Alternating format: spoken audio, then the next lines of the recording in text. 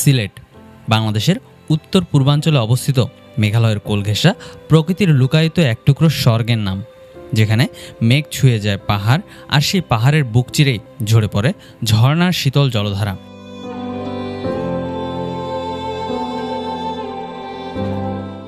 শুধু চোখ নয়, বরং মনকেও মোহিত করে তোলে এমন কিছু নৈসর্গিক সৌন্দর্য লুকিয়ে আছে এই সিলেটেই। আজকের ভিডিওতে আপনাদের দেখানোর চেষ্টা করব সিলেটের গোয়াইনঘাট উপজেলার জৈন্তা পাহাড়ের পাদদেশে অবস্থিত বহুল জনপ্রিয় জাফলং জিরো পয়েন্ট, মায়াবী ঝর্ণা, পান্থুমাই ঝর্ণাসহ বিছানাকান্দির মতো অসম্ভব সুন্দর কিছু জনপ্রিয় পর্যটন স্পট, এবং দেওয়ার চেষ্টা করব এই সিলেট ভ্রমণের একটি পূর্ণাঙ্গ ভ্রমণ গাইডলাইন। তাই ধৈর্য সহকারে সম্পূর্ণ ভিডিওটি দেখার আমন্ত্রণ জানিয়ে শুরু করছি আমাদের আজকের ভ্রমণ গল্প এই সিলেটকে নিয়ে।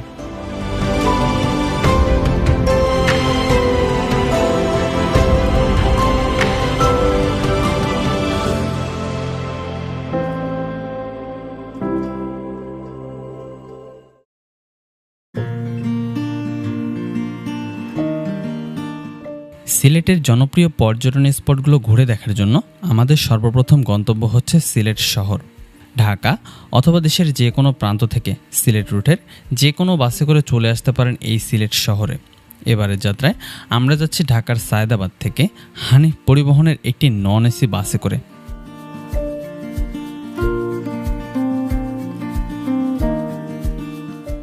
ঢাকা থেকে সিলেট শহর পর্যন্ত নন এসি বাসের ভাড়া পড়েছিল জনপ্রতি 700 টাকা করে।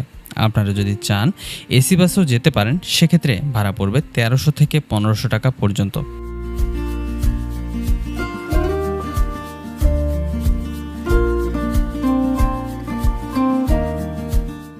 যাত্রাপথে আমাদের বাস যাত্রাবিরতি দিয়েছিল আশুগঞ্জের উজান ভাটি রেস্টুরেন্টে।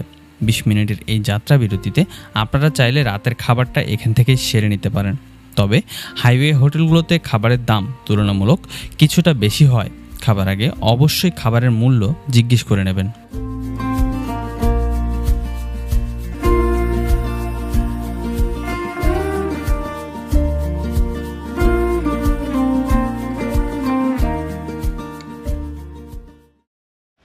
হ্যালো এভরিওয়ান, আসসালামু আলাইকুম।